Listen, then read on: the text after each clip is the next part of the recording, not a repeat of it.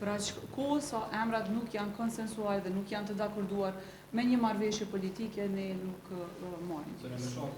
Këtu janë tash situata hipotetike, ne do të shohim në të ardhmen se si do të zhvillohen ngjarjet politike.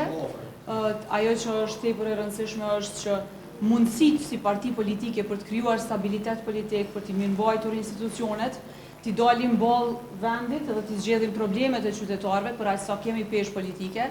Këtë s'po shohim nga vetëvendosja sot dhe është për keqardhje.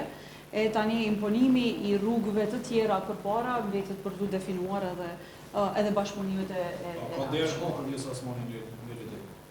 LDK-ja është shtëpi e madhe, kështu që ne shohim edhe bëjmë se cili përfaqëson vlerat politike, duhet gjithmonë të qëndrojmë brenda vlerave të cilat ne i përfaqësojmë ideologjive tona në parti politike, ka ideologji, dakordime kur i takon një bloku politik, je gjithmonë i mirëseardhur në një shtëpi, po tani nuk është diçka që e përcaktoj as unë, e përcakton antarësia e LDK-s, e përcakton vullneti, është vullnet politik, po kjo i takon së ardhmes.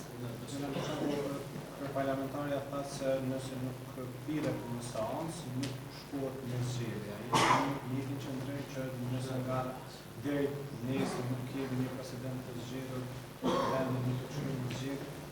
Afatet kushtetuese janë të qarta, kushtetuta është teje të qartë, nuk ka paqartësi, ka vetëm tendencë për të hudhur mjegull dhe për të krijuar situata të cilat zvarrisin proceset politike, zvarrisin themelimin e institucioneve dhe zgjedhjen e presidentit në këtë rast, krijojnë hapësirë që një parti politike ta qeverisë vetëm vendin dhe institucionet, por nuk është kjo demokracia për të cilën është e definuar me Kushtetutë Kosova.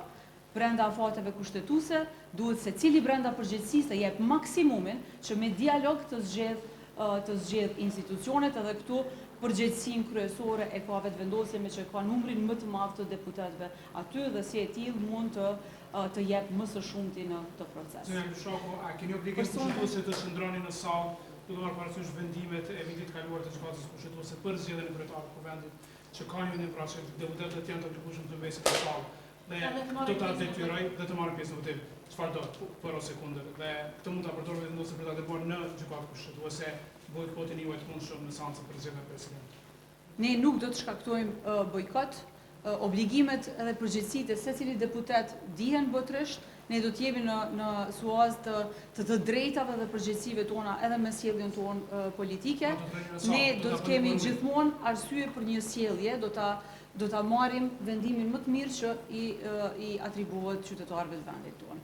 Faleminderit për sonte.